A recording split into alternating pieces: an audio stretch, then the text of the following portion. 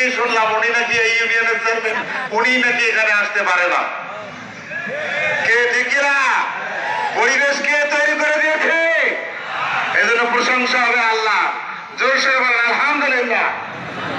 নবীর প্রতি দরুদ পড়ি সংক্ষিপ্ত, সকলে বলি সাল্লাল্লাহু। সম্মানিত উপস্থিতি, দুটা কথা বলবো। একটা কথা, রোজা শেষ। আল্লাহ রাসূল সাল্লাল্লাহু আলাইহি ওয়াসাল্লামের হাদিসে ছিল,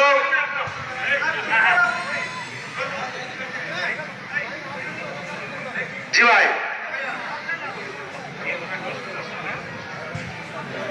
আচ্ছা, আল্লাহ রাসূলের হাদিস, ধ্বংস ওই ব্যক্তির জন্য যে ব্যক্তি রমজান পেল নিজের গুনাহ মাফ করে নিতে পারলো না। আমরা সবাই রমজান মাস শেষ করছি। কেউ হাত তুলে বলতে পারবেন কারো গুনাহ মাফ হয়েছে? কেউ হাত তুলে বলতে পারবেন? পারবেন না।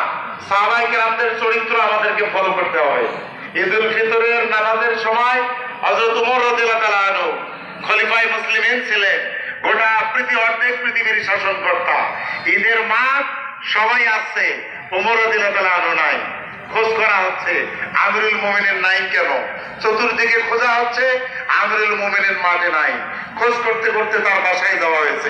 বাসায় গিয়ে দেখা হচ্ছে দরজা বন্ধ করে হযরত ওমর রাদিয়াল্লাহু তাআলা আনহু আল্লাহর কাছে কান্নাকাটি করতেছেন।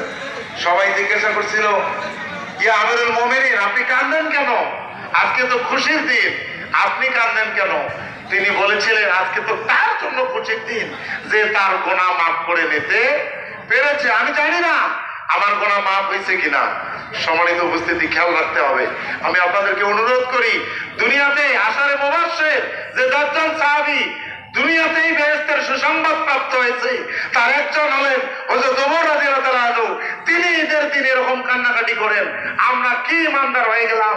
ঈদের দিন ফজর নামাজের পর থেকেই আমরা কোরআনের আল্লাহর আদেশ নিষেধের বাইরে চলে যাচ্ছি। সুতরাং আসুন আজকে মাপ চাই, কান্নাকাটি করে আল্লাহ যেন মাফ করে দেয়। আর শেষ কথা, আমাদের ইমাম সাহেব যে কোরআনের আয়াত তেলাওয়াত করেছিলেন, শাহরুর রমাদান আল্লাযী উনজিলা ফীহিল কুরআন হুদাল লিন-নাস ওয়া বাইয়িনাতিন মিনাল হুদা ওয়াল ফুরকান। এই মাসে কোরআন নাযিল হয়েছে এবং কোরআনই হলো সত্য মিথ্যার একমাত্র প্রভেদকারী। এই কোরআনের কারণে রমজান মাসের মর্যাদা বৃদ্ধি হয়েছে। এই কোরআনের কারণে রাতের মর্যাদা বৃদ্ধি হয়েছে। এই কোরআনের কারণে 50 টাকার কাপড় কোরআনে পেঁচাইলে ওই কাপড়ের মর্যাদা বৃদ্ধি হয়, ঠিক কিনা? 100 টাকার কাঠ কিনে রেহেল বানালে ওই রেহেলে কোরআন রেখে বললে ওই কাঠের মর্যাদা বৃদ্ধি হয়, ঠিক কিনা? আজও যদি কোরআনের সাথে জাতির সম্পর্ক তৈরি হয়, মানুষের সম্পর্ক তৈরি হয়, তাহলে মানুষের মর্যাদা আল্লাহর কাছে বৃদ্ধি হবে, ঠিক কিনা? সম্মানিত ভাইরা, রমজান মাসের রোজা ছিল কোরআনের একটি আয়াত। আমি শেষ করে দিচ্ছি, কোরআনের বাকি আয়াতগুলো আমাদের মানতে হবে কিনা? কি মানতে হবে কিনা?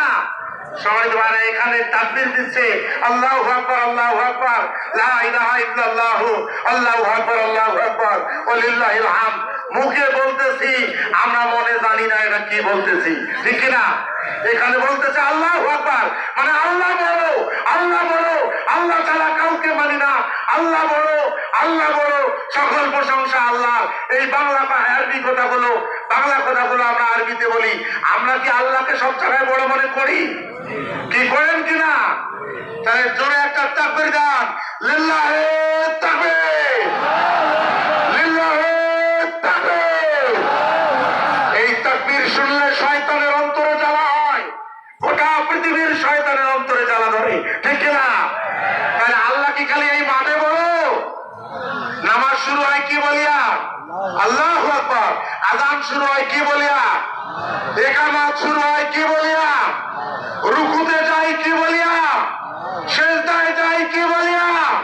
তাহলে পৃথিবীর এমন কোন জায়গা নাই যেখানে আল্লাহর মালিকানার বাইরে রয়েছে, ঠিক কিনা? তাহলে এমন কোন জায়গা আমরা যাব না যেখানে আল্লাহর বরত্বের ঘোষণা দেওয়া যাবে না।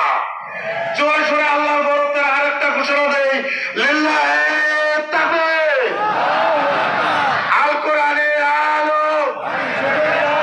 প্রিয় ভাইরা, কোরআন মানতে হবে। শেষ করে দিতে চাই, রোজা যেমন ফরজ, সুদ হারাম, কি ঠিক কিনা?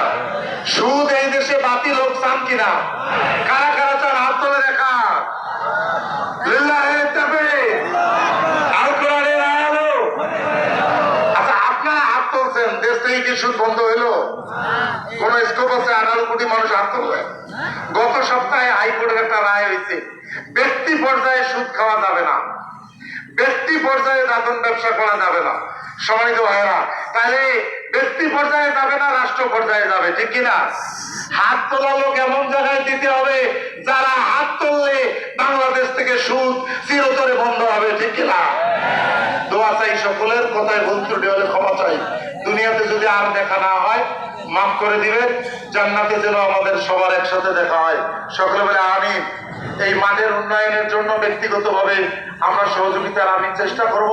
পাশাপাশি রাষ্ট্রীয় বরাদ্দ এতদিন বিভিন্ন মানুষ ব্যক্তিকেন্দ্রিক ব্যবহার করেছিল, ঠিক কিনা? এই রাষ্ট্রীয় বরাদ্দ থেকে আমরা চেষ্টা করবো, এখানে চেয়ারম্যান ভাই বলে গিয়েছে, জেলা পরিষদ থেকে এই মাঠের উন্নয়নের জন্য সর্বোচ্চ বরাদ্দের আমি ব্যক্তিগতভাবে চেষ্টা করবো ইনশাআল্লাহ। এই ওয়াদা দিয়ে আমি আমার কথা শেষ করলাম। আসসালামু আলাইকুম ওয়া রাহমাতুল্লাহ ওয়া বারাকাতুহু। আমরা এখন কাতার হব।